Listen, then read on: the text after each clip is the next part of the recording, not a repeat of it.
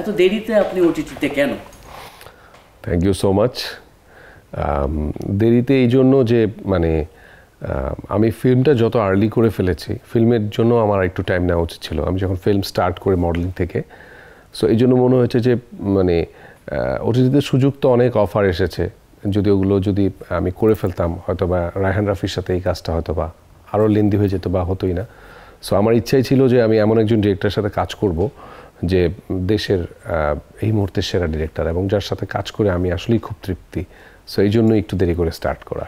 একটু আগেই বললেন যে দেশের বিখ্যাত পরিচালকের অপেক্ষায় ছিলেন আপনি, তা সেটা কি শুধু রায়হান রাফির জন্যই, মানে অন্য কোনো বিখ্যাত পরিচালক নয় কেন, যদি এইভাবে জিজ্ঞেস করি? মানে আমাদের দেশে তো বেশ অনেকজনই ভালো ভালো ডিরেক্টর আছে। সো এর মধ্যে তাদের কাছ থেকে অফার আসেনি, আমি রায়হান রাফির কাছ থেকে আমি অফারটা পেয়েছি। সো একদম সোজাসাপটা উত্তর, আমি তাদের কাছ থেকে পেয়েছি এবং রায়হান রাফি আমাকে নিয়ে চ্যালেঞ্জ গ্রহণ করেছেন, আমিও চ্যালেঞ্জটা নিয়েছি। সো এখন হয়তো বা অন্যরা একটা আস্থার মানে ওটিটি আর ফিল্মের কাজ তো একটু ডিফারেন্ট টাইপের হয় আসলে, একটা পুরো ন্যাচারাল অ্যাক্টিং, র অ্যাক্টিং, আর ফিল্মটা হচ্ছে একদম স্ক্রিপ্টেড, একদম প্ল্যান ওয়াইজ। সো অনেকে হয়তো বা ভেবেছে যে আমরা যারা রেগুলার ফিল্ম করি এফডিসি কেন্দ্রিক বা বড় পর্দার মানুষ, তারা হয়তো বা ওটিটির এই র জিনিসটা আমরা ধারণ করতে পারবো না।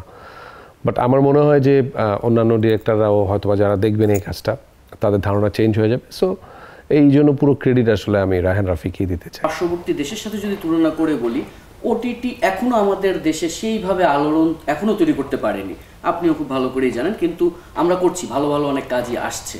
মায়া নিয়ে আসলে প্রত্যাশার জায়গাটা আপনার কতটুকু, কি মনে করছেন আপনি? আসলে আমাদের দেশেও কিন্তু বেশ কিছু ওটিটি প্ল্যাটফর্ম তৈরি হয়ে গেছে এবং কাজ চলছে। এবং আপনি যদি খেয়াল করেন যে আমাদের ডিরেক্টর যারা আছেন, ইভেন দো আর্টিস্টরা, সবাই কিন্তু ইন্টারন্যাশনাল স্ট্যান্ডার্ডেরই কাজ করছেন। কিন্তু বিজনেস আসলে অন্য জিনিস। সো বিজনেসের যেমন ওইখানে নেটফ্লিক্স, ওরা খুব ভালো ব্যবসা করছে। ইভেন কলকাতায় যারা আছে তারা এক সময় করলেও এখন তাদের অবস্থা আমার মনে হয় না আগের মতো অনেক ভালো। সো আমাদের দেশের মার্কেটিং স্ট্র্যাটেজি যারা দেখছেন, এটা তারা খুব ভালো বলতে পারবেন, কিন্তু ডিরেক্টর যারা আছেন তারা কিন্তু আসলে ভালো করছেন। আমার ওটিটির প্রত্যেকটা প্ল্যাটফর্মে যে ধরনের কাজ হচ্ছে এগুলো প্রশংসার যোগ্য। সো অভিনয় এক জিনিস আর মার্কেটিং স্ট্র্যাটেজি কিন্তু আরেক জিনিস। তো যারা স্ট্র্যাটেজি করছেন, যে ওটিটি প্ল্যাটফর্মে আছেন, তাদের স্ট্র্যাটেজি আসলে হয়তো বা আরও ইন্টারন্যাশনাল লেভেলের হওয়া উচিত, তাহলে হয়তো আমাদের ব্যবসাটা আরও হবে। সহশিল্পীদের ব্যাপারে একটু জানতে চাই, মানে ওটিটি বলতে তো আমরা একটু মনে করি আমরা একটু র কিছু দেখতে চাই ওটিটিতে, এইখানে আসলে এই ব্যাপারগুলো আছে কিনা, বা সহশিল্পীদের সাথে আপনার বন্ডিংটা কেমন ছিল?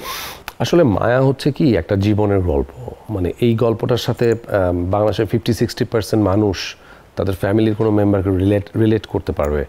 তো এই কারণে মূল ফোকাসে ছিলাম আমি এবং সারিকা। বাট এরপরে আশেপাশে যারা ছিলেন, আমার কোয়ার্টিস্ট যারা ছিলেন, নাদের ভাই ছিলেন, শিমুল খান ছিলেন, এবং মুনতাহা, একটা ছোট্ট একটা মেয়ে, আরও অনেকেই ছিলেন। সো দিন শেষে সবাই থাকবে, কিন্তু মূল গল্পটা হয়ে গেছে এমন একটা টপিকস নিয়ে আমরা গল্পটা করেছি, ওইটার উপর ফোকাস হয়েছে। সো অন্যান্য যারা যে অ্যাক্সিনও করেছেন, সেও অনেক ভালো অভিনয় করেছেন। সো ওভারঅল সব কোয়ার্টিস্টের কথা যদি বলি, অল আর ফ্যান্টাস্টিক। গল্পের কারণেই সবাই আসলে ফ্যান্টাস্টিক হয়ে গেছে। মায়াতে আচ্ছন্ন আছেন আপনি, আমরা খুব ভালো করেই জানি। মায়া ছাড়া অন্য কোনো কিছু কি এই মুহূর্তে মাথায় আছে, মানে ভবিষ্যতের জন্য? আসলে আমরা যেহেতু প্রফেশনাল কাজ করি, মানে মায়াটা এই মুহূর্তে একদম মাথায় জ্যাম লেগে গেছে। সো এটা এখনই ছুটবে না, এটা ছুটতে আরও কিছুদিন টাইম লাগবে। মায়া ছাড়াও আমার কিন্তু কিছু ফিল্ম রেডি হয়ে আছে, কানামাছি, নলিয়াচুরি, সোনার পাহাড়, অপারেশন জ্যাকপট, এগুলো রেডি হয়ে গেছে রিলিজের অপেক্ষায়। এই মায়ার পরেই আমি নতুন ছবি নিয়ে ঢাকার বাইরে যাব শুটিংয়ে, আরও 2-3টা ছবি। আরেকটা চমক আছে, খুব শিগগিরই দিব সেটা, আর একটা বড় ডিরেক্টরের কাজ আমি হাতে নিচ্ছি। সো ওভারঅল কাজ নিয়েই ব্যস্ত আছি আর কি। ছোট্ট করে ডেইলি সানের উদ্দেশ্যে যদি কিছু বলতে চান। ডেইলি সানে আমি ইন্টারভিউ দিয়েছিলাম, আমার মনে আছে হয়তো বা পত্রিকায় এসেছিল। ফর দ্য ফার্স্ট টাইম আমার মনে হয় যে আমি ডিজিটালি তাদের সাথে দিচ্ছি। সো এখন যুগের সাথে তারাও এগিয়ে যাচ্ছে এবং ভিডিওটা আসলে মানুষ দেখতে চায়। সো ডেইলি সান এরকম করে আরও অনেক এগিয়ে যাক।